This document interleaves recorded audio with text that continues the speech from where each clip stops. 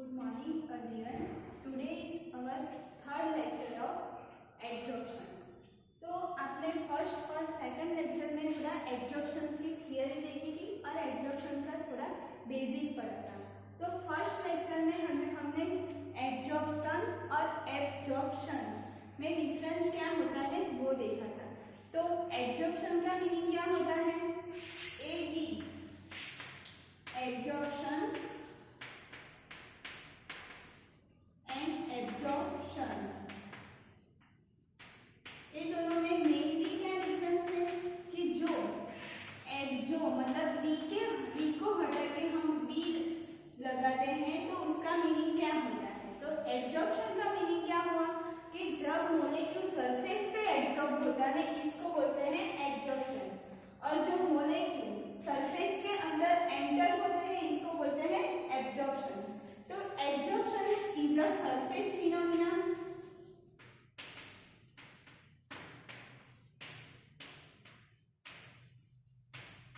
and an absorption is a bulk phenomena। इतना समझ में आया कि एब्जॉर्प्शन एंड एब्जॉर्प्शन क्या है। तो absorption is a surface phenomena and absorption is a bulk phenomena। Then हमने डिस्कस किया था कि एब्जॉर्बेट एंड एब्जॉर्बेंट क्या होता है। तो एब्जॉर्बेट क्या होता है? जो मॉलिक्यूल होता है वो कोई सरफेस के ऊपर एब्जॉर्ब होते हैं इसको बोलते हैं एब्जॉर्बेट, एंड एब्जॉर्बेंट किसको बोलते हैं? जो मॉलिक्यूल जिस सरफेस पे एब्जॉर्ब होते हैं, मतलब जो एब्जॉर्प्शन किस सरफेस पे होती है, जो सरफेस पे एब्जॉर्प्शन होता है मतलब ये क्या है? सरफेस। इसको क्या बोलते हैं? सरफेस पे जो एब्जॉर्प्शन होता है मतलब जो एब्जॉर्बेट मॉलिक्यूल होते हैं वो एब्जॉर्ब होते हैं सरफेस पे, इसको बोलते हैं एब्जॉर्बेंट।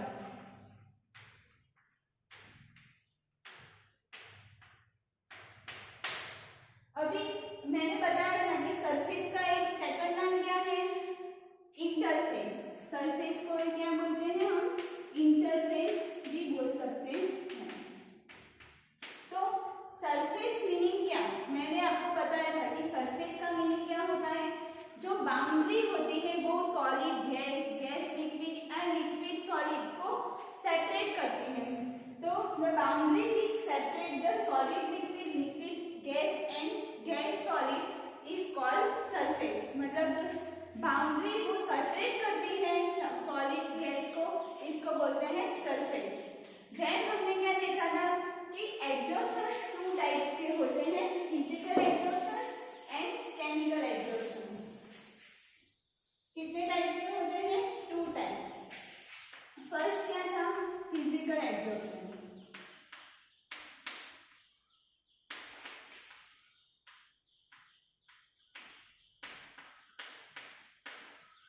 तो फिजिकल एब्जॉर्प्शन में क्या देखा था? जो सरफेस होते हैं उसपे क्या होता है? Only van der Waals forces of attraction होता है, मतलब किसी भी प्रकार के केमिकल बॉन्ड फॉर्म नहीं होते, only for a van der Waals forces of attraction. यहाँ पे क्या होता है? Only van der Waals forces of attraction, इसको बोलते हैं physical absorption. And chemical absorption में क्या होता है? केमिकल एब्जॉर्प्शन में जो सरफेस होती है इसमें क्या होता है? बॉन्ड फॉर्म होता है और केमिकल रिएक्शन होती है, इसको बोलते हैं केमिकल एब्जॉर्प्शन। तो ये जो सरफेस है उसके मॉलिक्यूल क्या होंगे? बाइंड होंगे और केमिकल बॉन्ड फॉर्म करेंगे, इसको बोलते हैं केमिकल एब्जॉर्प्शन। तो फिजिकल एंड केमिकल एब्जॉर्प्शन में जो मेनली डिफरेंस है वो क्या है कि यहाँ पे only van der Waals forces of attraction होगा और केमिकल एब्जॉर्प्शन में क्या होगा? केमिकल बॉन्ड फॉर्म होंगे और जो मॉलिक्यूल होगा वो क्या फॉर्म करेंगे? Chemical bond to the surface. इतना समझ में आया कि physical absorptions and chemical absorptions क्या होते हैं। देन हमने क्या डिस्कस किया था? Factors affecting the absorptions. तो जो फैक्टर थे 5 डिफरेंट फैक्टर हमने डिस्कस किए थे। फर्स्ट फैक्टर क्या था? Nature of absorbent. तो नेचर ऑफ एब्जॉर्बेट का मीनिंग क्या हुआ? Nature of absorbent. तो एब्जॉर्बेट मैंने गैस मोलेक्यूल होते हैं वो क्या होते हैं, एब्जॉर्ब होते हैं सरफेस पे। तो जो गैस मोलेक्यूल हुए मतलब जो मोलेक्यूल हुए जो सरफेस पे एब्जॉर्ब होते हैं तो वो मोलेक्यूल को क्या बोलते हैं, एब्जॉर्बेट। तो जो मोलेक्यूल इजीली लिक्विफाई हो गए तो वो ज्यादा अच्छे से एब्जॉर्प्शन कर सकते हैं। तो इसका मतलब क्या हुआ कि जो मोलेक्यूल ज्यादा अच्छे से लिक्विफाई हो सकते हैं उसका जो एब्जॉर्प्शन होगा वो ज्यादा होगा। देन हमने डिस्कस किया था नेचर ऑफ एब्जॉर्बर।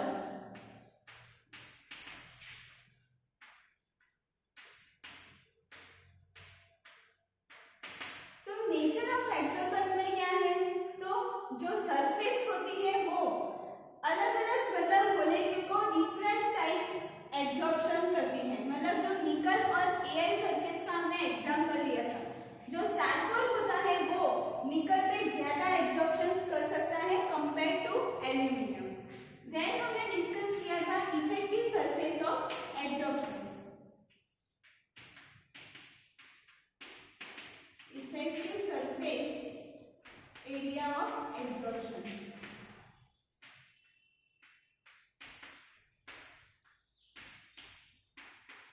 तो effective surface area of absorption का मीनिंग क्या हुआ कि जो सरफेस एरिया होती है मतलब जितना ज्यादा सरफेस एरिया होगा उतना ज्यादा एब्जॉर्प्शन ज्यादा होगा।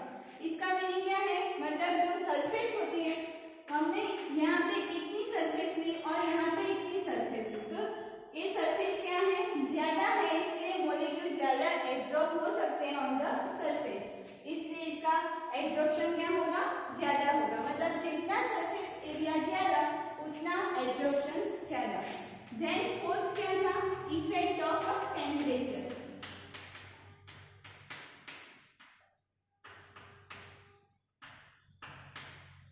तो टेम्परेचर में क्या होता है, जो एब्जॉर्प्शन होता है वो एब्जॉर्प्शन एंड टेम्परेचर एक दूसरे के क्या होते हैं, इनवर्सली प्रोपोर्शनल में होते हैं। इट मींस कि जब हम टेम्परेचर इंक्रीज करेंगे तो क्या होगा, एब्जॉर्प्शन डिक्रीज होगा। तो क्या होगा, temperature increases, absorption decreases।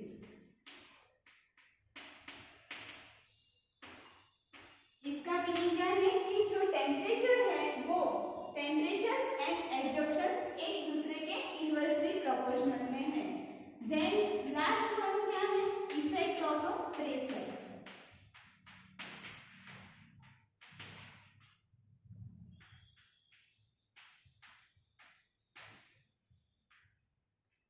Effect of pressure में क्या देखा था कि जब हम प्रेशर इंक्रीज करते हैं तो एब्जॉर्प्शन क्या होता है, इंक्रीज होता है। इट मींस कि प्रेशर एंड एब्जॉर्प्शन एक दूसरे के क्या है, प्रोपोर्शनल में।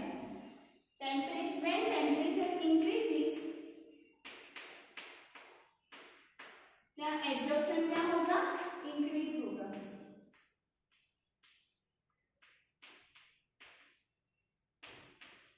इतना क्लियर हुआ कि एब्जॉर्प्शन के कितने फैक्टर अफेक्ट करते हैं, 5 डिफरेंट फैक्टर अफेक्ट करते हैं एब्जॉर्प्शन पे।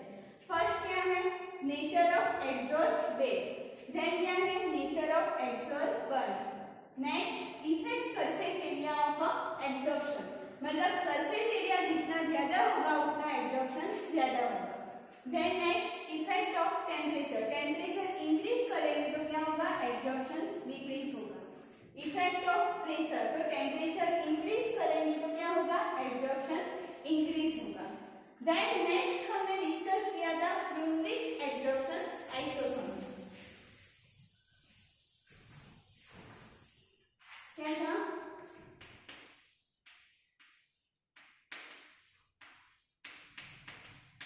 फ्लूइडिक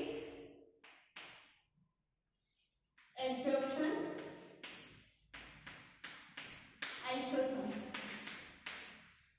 तो फ्लूइडिक एब्जॉर्प्शन आइसोथर्मल में हमने क्या पढ़ा था कि जो x/m होता है वो क्या होता है, प्रोपोर्शनल टू t 1/m। इसका मीनिंग क्या हुआ कि जो x का m होता है वो प्रोपोर्शनल होते हैं प्रेशर और जो रेश टू क्या आएगा 1/n। अब जब हम प्रोपोर्शनल निकाल देंगे तो क्या लगाना है k x/m is equal to k p raise to 1/n। तो x m और k p वो टर्म क्या है वो हम आगे डिस्कस करते हैं। तो x इज इक्वल टू क्या है x क्या है nature of adsorbate. x is equal to nature of adsorbate. n is equal to nature of adsorbent।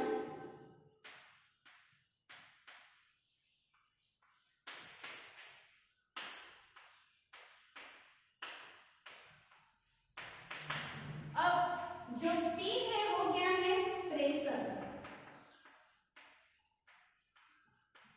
Pressure increase करते हैं तो क्या होता है एड्सॉर्प्शन इंक्रीज होता है।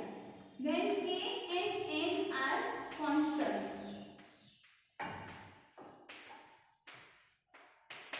ये जो x/m is equal to kp 1/n जो है वो इक्वेशन किसके लिए हम अप्लाई करते हैं। तो जो गैस मॉलिक्यूल होता है वो सॉलिड पे एब्सॉर्ब होते हैं उसके लिए x/m is equal to kp 1/n equation हम यूज करते हैं। तो किसके लिए यूज होता है applicable for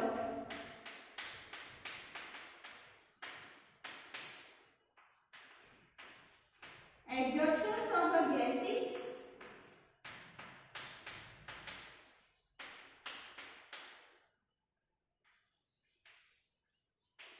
on a solid. तो इतना समझ में आया कि जो x/m is equal to kp 1/n है वो हम किसके लिए यूज करते हैं applicable for absorption of a gases on a solid. Then जब हम p को हटा के c लगाते हैं तो x/m is equal to kc 1/n। जब हम p को हटा के c लगाते हैं तो वो इक्वेशन किसके लिए यूज करते हैं हम सॉल्यूशन के लिए applicable for a solution.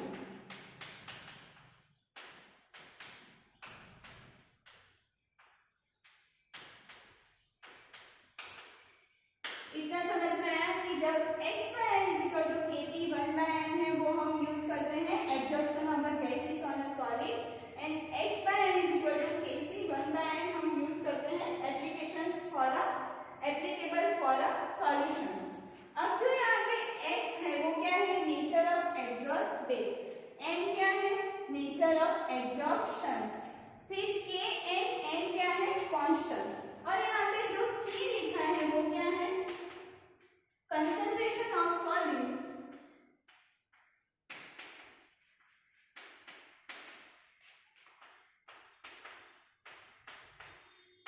present in a solution।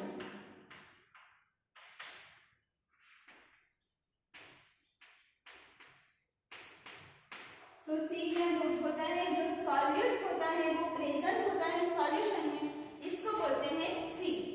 अब जो ए जो आया वो क्या है फर्स्ट इक्वेशन और ये है second equation.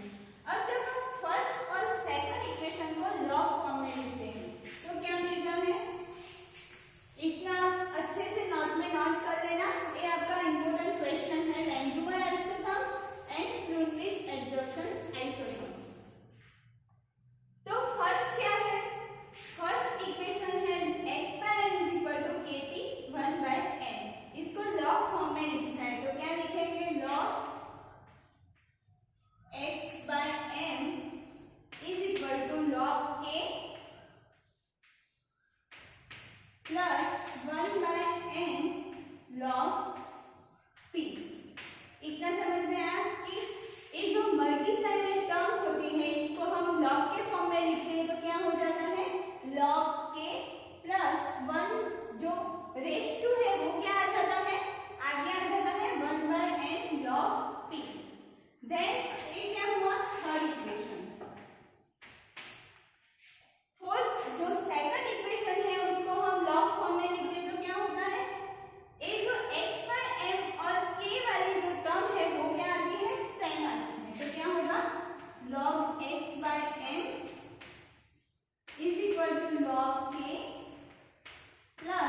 1/n log c। ये क्या हुआ आपका फोर्थ इक्वेशन। इतना क्लियर हुआ कि फर्स्ट इक्वेशन और सेकंड इक्वेशन के ऊपर से हम क्या लिख सकते हैं, third and fourth equation.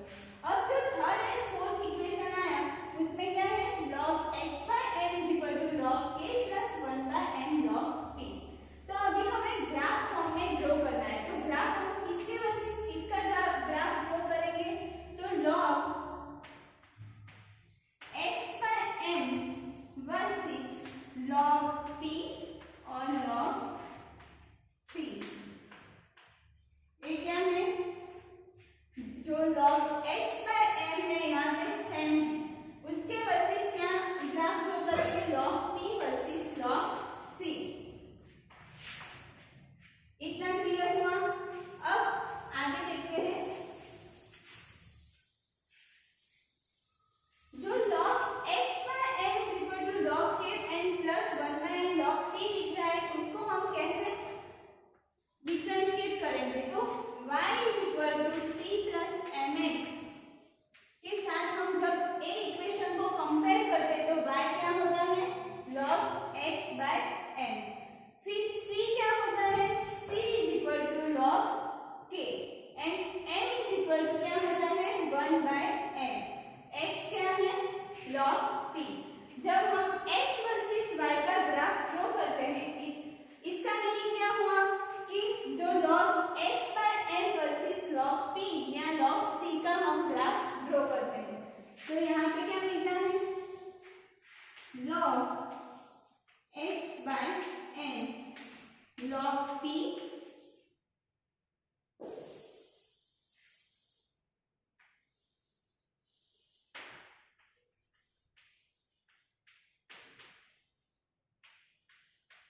log c और log p।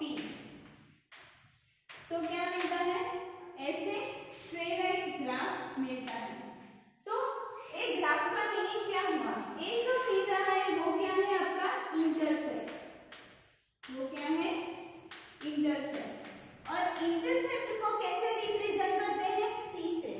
इंटरसेप्ट को कैसे रिप्रेजेंट करते हैं, c से। और जो ये आपको स्ट्रेट लाइन ग्राफ दिख रहा है वो आपका क्या है, स्लोप। स्लोप को कैसे रिप्रेजेंट करते हैं, स्मॉल m।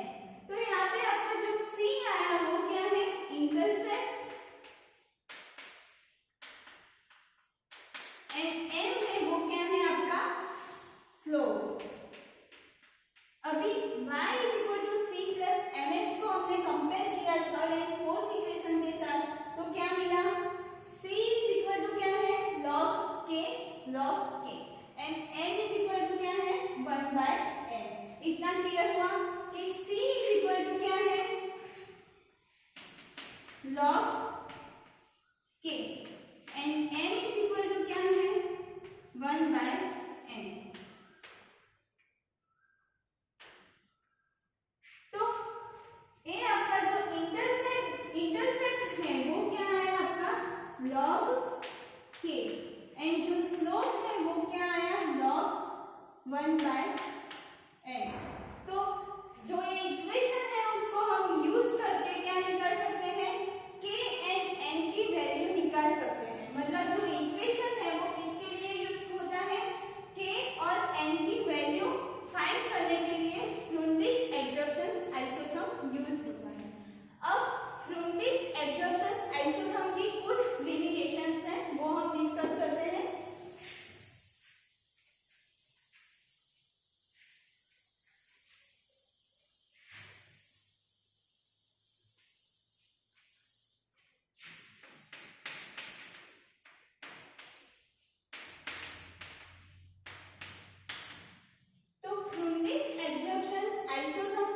जो था वो ओनली एप्लीकेबल था फॉर अ रेंज ऑफ, मतलब common range of a pressure, only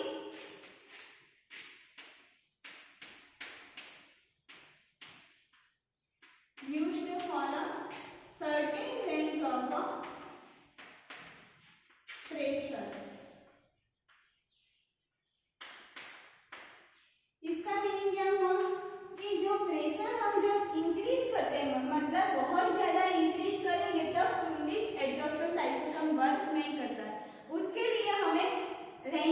adsorption isotherm की जरूरत होगी।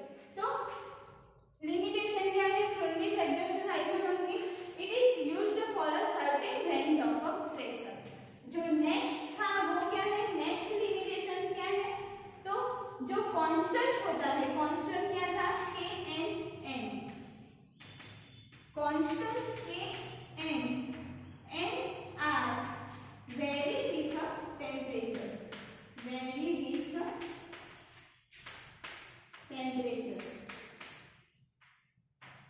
तो इसका मीनिंग क्या हुआ, जो के एन एन कांस्टेंट है वो डिफरेंट हो गए विथ टेम्परेचर।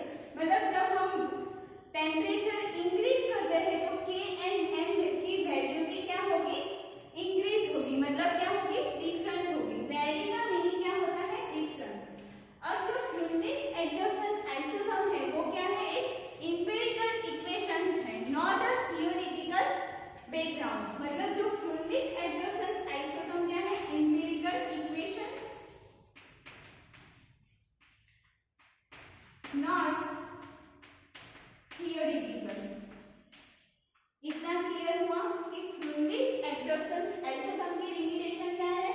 फर्स्ट लिमिटेशन है it is only used for a certain range of a pressure. इसका मीनिंग क्या हुआ कि वो कोई सर्टेन रेंज ऑफ प्रेशर के लिए ही अप्लाई होता है। नेक्स्ट क्या है, जो के एन कांस्टेंट है वो क्या है, वेरी विथ टेम्परेचर। एंड जो फ्लूइड एडजॉर्प्शन आइसोथर्म है वो क्या है, एम्पिरिकल इक्वेशंस है, नॉट अ थियोरेटिकल इक्वेशंस। इतना क्लियर हुआ। तो नाउ हम डिस्कस करते हैं रेगुलर एडजॉर्प्शन आइसोथर्म से। तो फर्स्ट हमने क्या देखा, fluid adsorption isotherm. Fluid adsorption isotherm हम only certain range of pressure के लिए यूज करते हैं, बट इनके लिए कुछ ऐसी लिमिटेशंस नहीं होती। तो fluid adsorption isotherm first proposed हुआ था इन 1916 में। उसकी कुछ एज्यूम्शंस थे, एज्यूम्शंस मतलब कि उसने कुछ एज्यूम किया था। तो फर्स्ट क्या था कि जब एडजॉर्प्शंस होता है किसी भी सरफेस पे तो क्या होता है, according to the regular adsorption isotherm assume क्या था कि मोनोलेयर फॉर्म हुआ। तो क्या होगा, सरफेस पे ओनली मोनोलेयर फॉर्म होगा। मतलब इसका मीनिंग क्या हुआ कि मोनोलेयर इट मींस कि ओनली वन लेयर सरफेस पे फॉर्म होगा, इसको बोलते हैं monolayer form. Then next assumption क्या था कि जो एडजॉर्प्शंस होता है वो only on a fixed side पे होता है, कोई भी प्रकार का इंटरेक्शंस होता नहीं है। देन नेक्स्ट क्या है, if surface is covered by the monolayer of gases then further no adsorptions occur। तो एक बार सरफेस पे एडजॉर्प्शंस हुआ, इसका मीनिंग क्या हुआ कि जब मोनोलेयर एक बार फॉर्म हो जाता है तो दूसरी बार जब एडजॉर्प्शंस करते हैं तो क्या होता है, एडजॉर्प्शंस नॉट अकर। इसका मीनिंग क्या हुआ कि एक बार एडजॉर्प्शंस होने के बाद सेकंड बार सेम सरफेस पे एडजॉर्प्शंस नहीं होता है। नेक्स्ट क्या है, it is a dynamic process. Dynamic process में टू ऑपोजिंग प्रोसेस है, वन है कंडेंसेशन एंड सेकंड है इवापोरेशन। तो कंडेंसेशन का मीनिंग क्या है, कंडेंसेशन किसको बोलते हैं और इवापोरेशन किसको बोलते हैं। कंडेंसेशन में कोई भी वाटर मॉलिक्यूल रिमूव होता होगा, मतलब वाटर इट मींस कि जो कोई भी दो जो सॉल्यूशंस होते हैं इसको रिएक्ट करके किसी भी एक मॉलिक्यूल लिबरेट होता है, इसको बोलते हैं कंडेंसेशन। तो इसमें क्या है, जब गैस मॉलिक्यूल सॉलिड सरफेस पे एब्जॉर्ब होंगे तो क्या होगा, कंडेंसेशन। तो क्या होता है condensation, it involves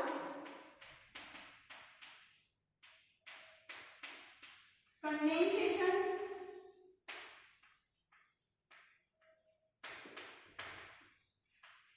gas on a solid surface।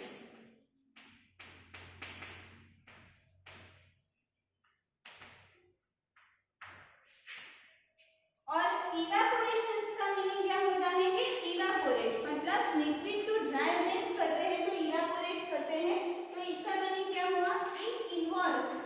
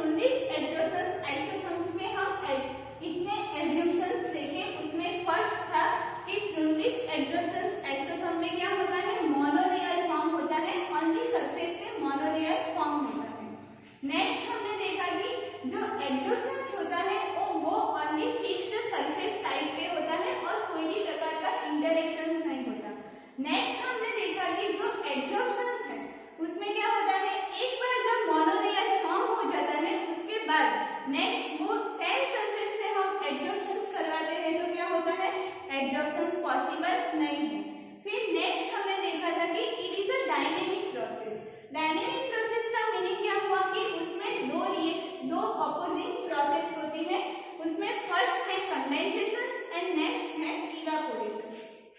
तो कंडेंसेशन में क्या होता है, जो गैस मॉलिक्यूल होता है वो कंडेंस होता है फ्रॉम द सॉलिड सरफेस, इसको क्या बोलते हैं कंडेंसेशन। और इवापोरेशन किसको बोलते हैं, जो एडसॉर्बेट मॉलिक्यूल होता है वो क्या होता है इवापोरेट होते हैं फ्रॉम द एडसॉर्बेंट सरफेस।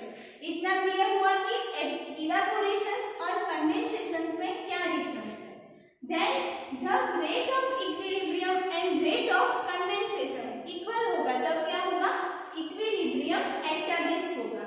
तो ये जो हमने देखा वो लैंग्यूलर एब्जॉर्प्शंस आइसोथर्म के कुछ एज्यूम्पशंस थे। अब नेक्स्ट हम डिस्कस करेंगे कि लैंग्यूलर एब्जॉर्प्शंस आइसोथर्म का इक्वेशंस कैसे डिराइव करते हैं। तो लैंग्यूलर एब्जॉर्प्शंस आइसोथर्म में क्या है, तो number of n is equal to number of gas molecule striking on a surface. मतलब ये जो सरफेस है उस पे क्या है number of gas molecule strike करते होंगे, इसको बोलते हैं कि n is equal to number of gas molecule striking on the surface. Next क्या है अल्फा। तो अल्फा क्या होता है कांस्टेंट होता है। तो alpha is equal two fractions of molecule condensing on a surface. मतलब सरफेस पे जितने मॉलिक्यूल कंडेंस होते होंगे उसका जो फ्रैक्शन है वो क्या है अल्फा।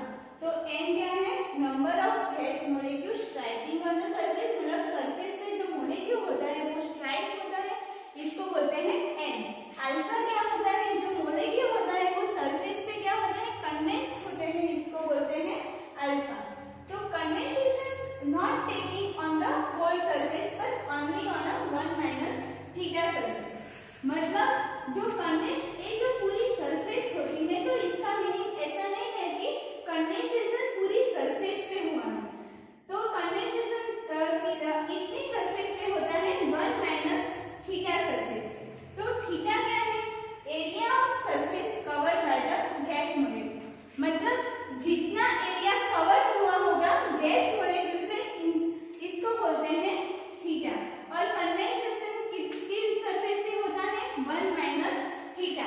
तो condensation not taking on the whole surface, मतलब पूरी सरफेस पे कंडेंसेशन नहीं होता है but only on a 1 - theta.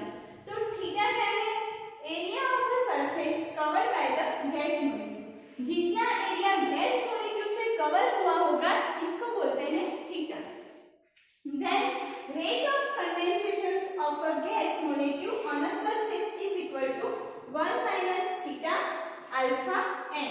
मतलब इसका मीनिंग क्या हुआ, जो गैस मॉलिक्यूल है वो कवर हुए हैं एरिया ऑफ सरफेस पे वो क्या है 1 - थीटा। फिर जितना जो फ्रैक्शंस है fractions of molecule condensing on a surface, मतलब सरफेस पे जितने मॉलिक्यूल कंडेंस हुए हैं उसका जो फ्रैक्शंस है वो क्या है अल्फा। n क्या है जो number of gas molecule strike हुए हैं सरफेस पे उसको क्या बोलते हैं n। तो this is our first equation 1 - theta alpha n। Then next है rate of evaporation is proportional to the area of surface covered. मतलब ये जो हमने लेफ्ट हैंड साइड पे क्या देखा रेट ऑफ कंडेंसेशन, फिर क्या देखेंगे rate of evaporation and then हम क्या करेंगे कंपेयर करेंगे, मतलब rate of evaporation is equal to rate of condensation. तो रेट ऑफ इवापोरेशन क्या होता है प्रोपोर्शनल होता है area of a surface cover. मतलब जितना सरफेस एरिया कवर हुआ है थीटा क्या है area of surface covered by the gas molecule. तो रेट ऑफ इवापोरेशन प्रोपोर्शनल, ये अल्फा नहीं है बट प्रोपोर्शनल है, इसको क्या बोलते हैं प्रोपोर्शनल। तो रेट ऑफ इवापोरेशन प्रोपोर्शनल जो हम हटा देंगे तो क्या होगा प्रोपोर्शनल के बदले क्या आ जाएगा गामा। तो rate of evaporation is equal to gamma theta. This is our second number of equations, rate of evaporation is equal to gamma theta. Then next है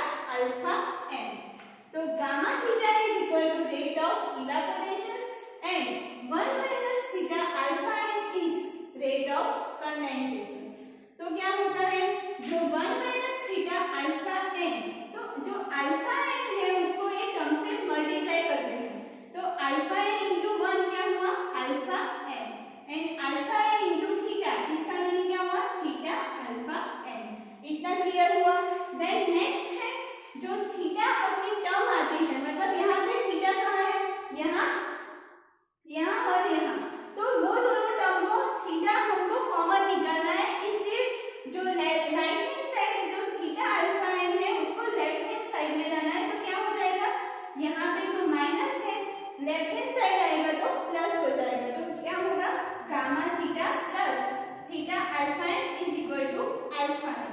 अब इसमें क्या कॉमन दिख रहा है, थीटा, थीटा कॉमन निकलेगा, उसमें क्या आएगा, gamma plus alpha n, remain क्या रहता है, gamma plus alpha N is equal to alpha n. अब जो थीटा क्या आएगा, theta is equal to alpha n, और ये जो टर्म है वो क्या आएगी, डिवाइडेड में चली जाएगी। तो क्या होगा, theta is equal to alpha N upon gamma plus alpha n. इतना क्लियर हुआ। This is our third number of equations, theta is equal to alpha N gamma plus alpha N.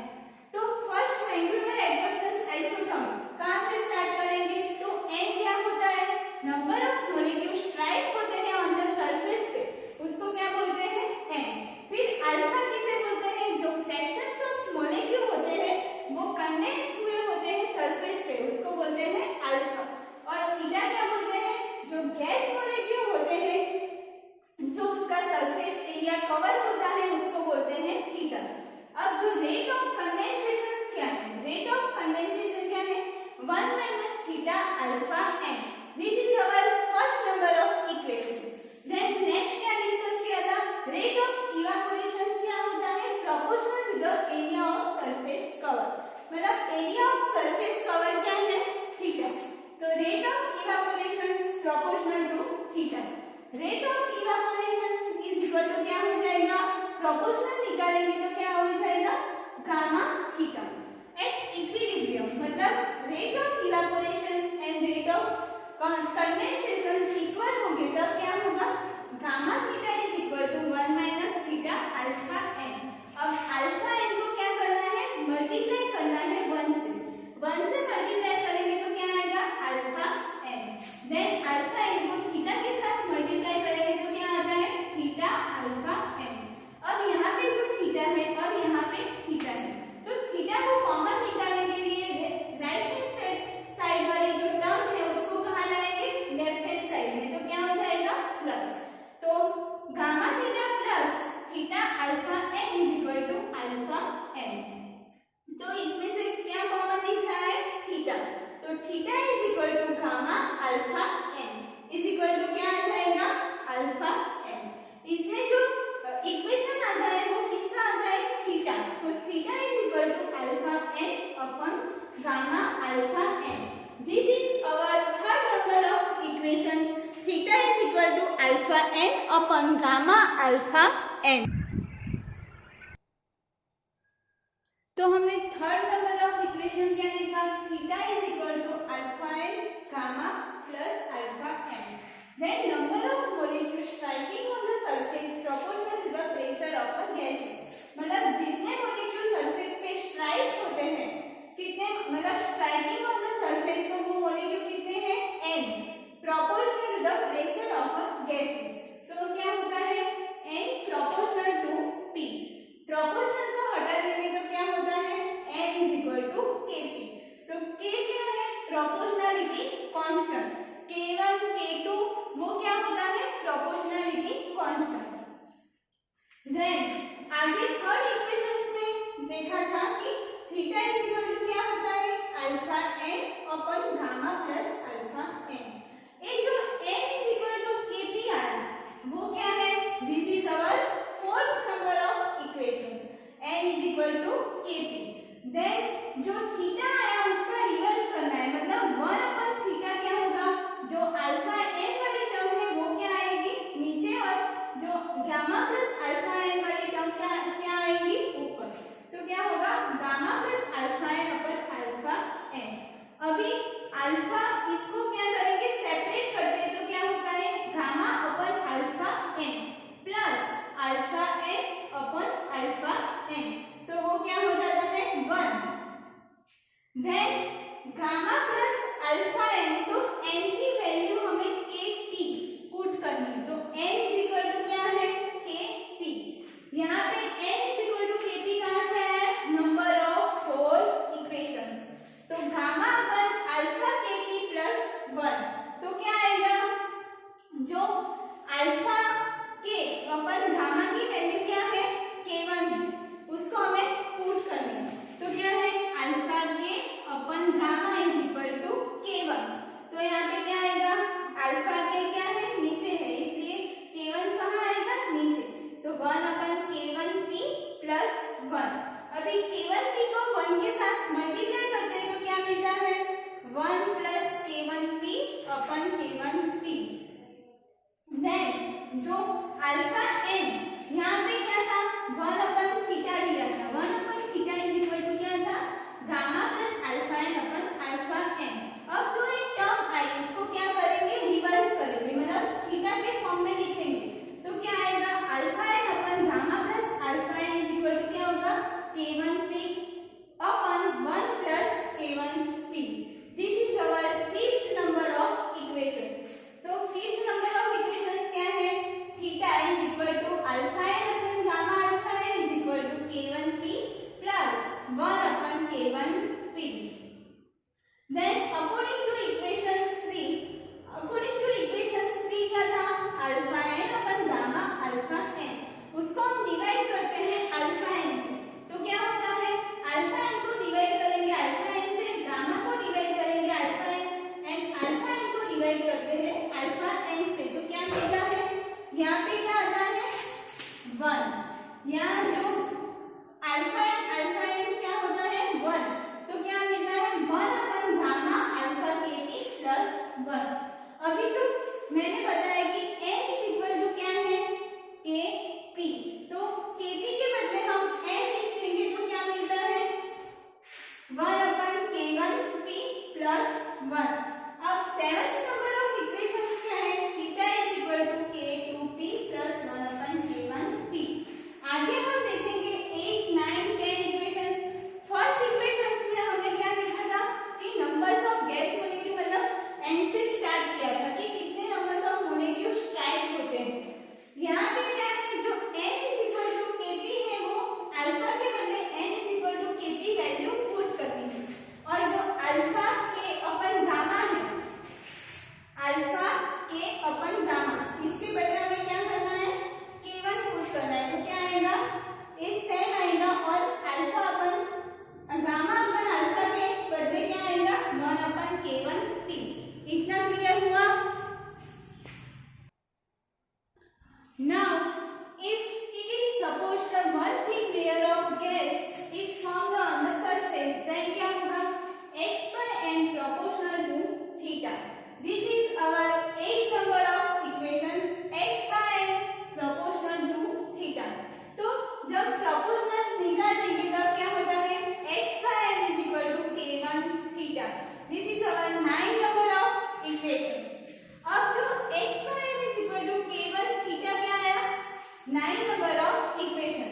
तो substituting the value of theta in equations 9, मतलब equations 9 में जब हम theta की value put करेंगे तो क्या मिलता है?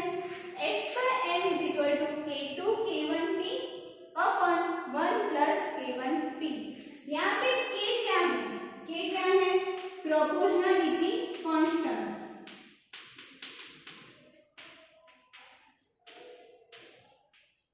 अब x क्या है? तो x क्या है? Amount of एब्सॉर्बेड।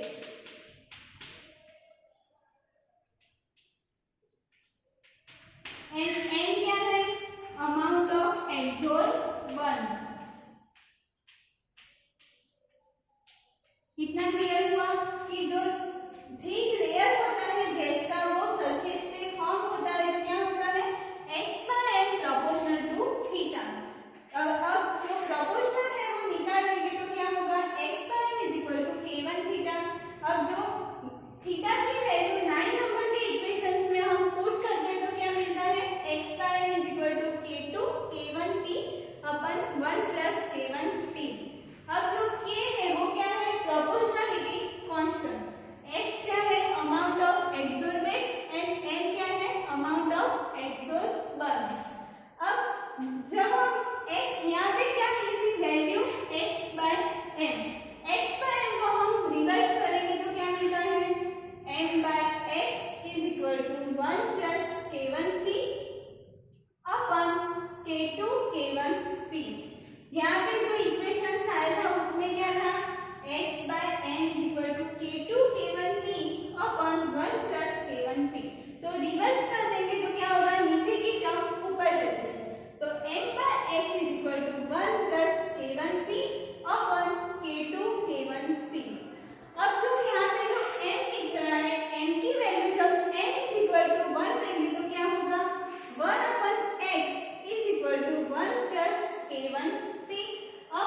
K2 K1 P।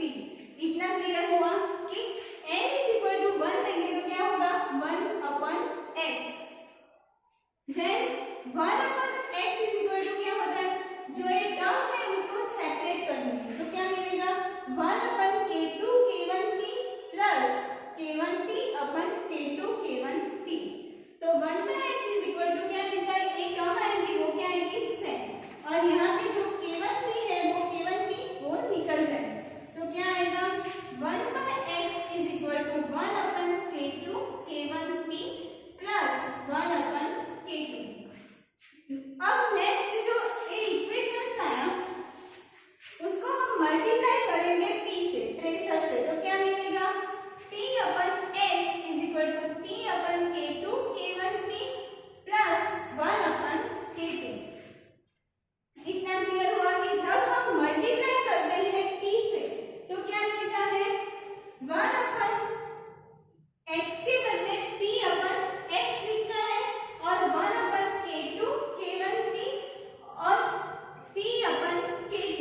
यहाँ पे मल्टीप्लाई करते हैं तो क्या आता है p और यहाँ पे भी p क्या हो जाएगा निकल जाएगा तो क्या मिलेगा p upon x is equal to 1 upon K2 K1P upon K2।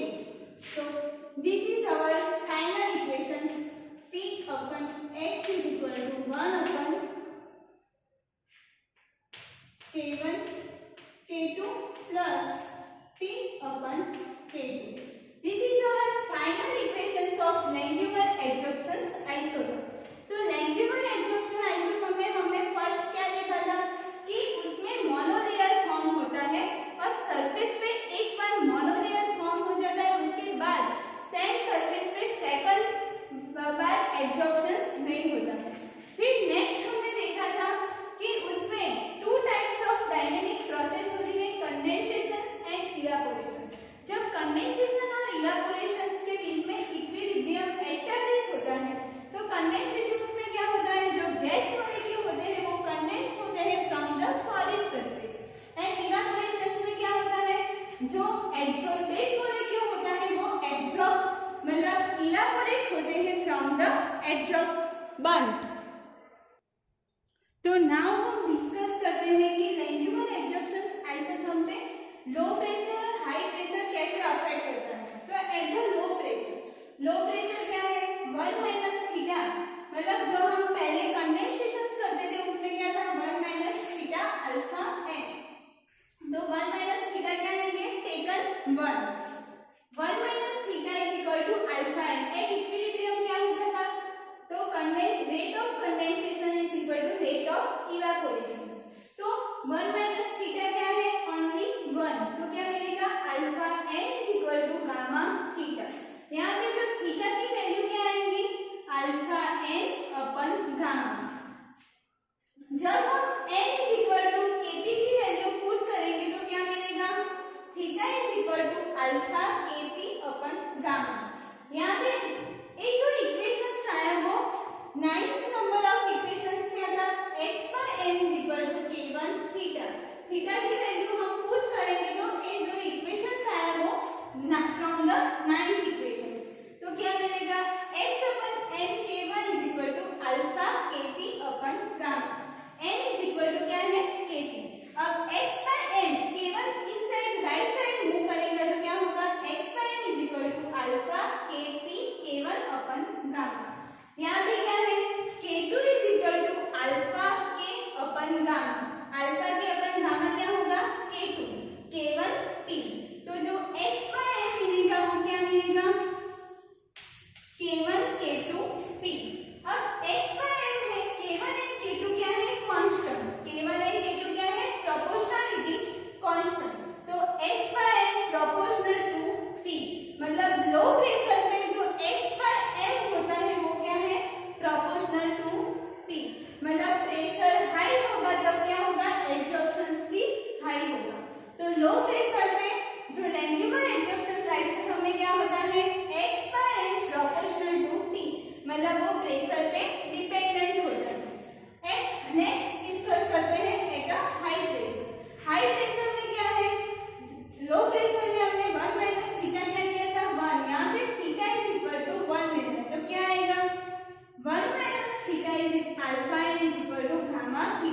ये जो टर्म आती है वो कहाँ से आती है, थर्ड नंबर ऑफ इक्वेशंस। तो rate of condensation is equal to rate of evaporation. उसमें थीटा इज इक्वल टू 1 की वैल्यू पुट करेंगे तो क्या आएगा, 1 minus theta alpha N is equal to gamma. तो थीटा क्या देता है, alpha N upon alpha N, मतलब अल्फा एन से जब मल्टीप्लाई करेंगे तो एक टर्म आएगा, theta is equal to alpha N minus gamma upon alpha n. अब from the 9th number of equations x upon n k1 is equal to 1 minus gamma alpha k p। अब n is equal to क्या है, kp। तो kp कहाँ से आया, n is equal to kp। यहाँ से n is equal to kp है, इसलिए टर्म में क्या वैल्यू पुट करनी है, 1 minus gamma अपन alpha k p। अब जो k1 है वो राइट साइड मूव करेगा तो क्या होगा, 1 के साथ मल्टीप्लाई करेगा और एक पूरी टर्म k1 के साथ मल्टीप्लाई होगा। तो x by n is equal to क्या है, k1 minus gamma k1 अपन alpha k p। नेक्स्ट है x by n is equal to, अब alpha k अपन गामा क्या है, k2। तो k2 की वैल्यू जब पुट करेंगे तो क्या मिलेगा, x by n is equal to k1 minus k1 upon k2 p। तो इसका मीनिंग क्या हुआ कि हाई प्रेशर पे जो प्रेशर होता है उसमें हाई प्रेशर पे वो इंडिपेंडेंट होता है। तो जो लो प्रेशर पे मतलब रेंगुलर एडजॉर्प्शन आइसोथर्म क्या है, at a low pressure x पर is equal to pressure T1, मतलब जो प्रेशर पे वो क्या होता है, डिपेंडेंट होता है। एंड हाई प्रेशर पे रेंगुलर एडजॉर्प्शन आइसोथर्म क्या होता है, इंडिपेंडेंट होता है। तो आज हमने लेक्चर में क्या डिस्कस किया, फर्स्ट हमने फ्लूइड एडजॉर्प्शन आइसोथर्म के कुछ मतलब इंपेरिकल इक्वेशंस देखा एंड देन कुछ लिमिटेशन देखी थी।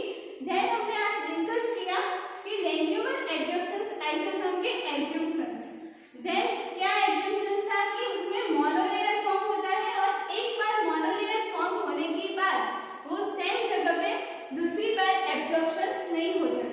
देन नेक्स्ट क्या था कि वो कोई पर्टिकुलर साइट पे ही एब्जॉर्ब होता है, इंटरैक्शंस कोई भी प्रकार का कोई इंटरैक्शंस नहीं होता है। फिर उसमें क्या था, कंडेंसेशंस एंड इवापोरेशंस रिएक्शन थे। तो कंडेंसेशन में क्या होता था, जो गैस मॉलिक्यूल होते थे वो कंडेंस होते थे from the solid surface. And evaporation में क्या था, जो एब्सॉर्बेंट मॉलिक्यूल होते थे वो इवापोरेट होते थे फ्रॉम द एब्सॉर्बर। देन हमने regular adsorption isotherm equations derive किया और जो इक्वेशंस आया उसमें at the low pressure and high pressure पे हमने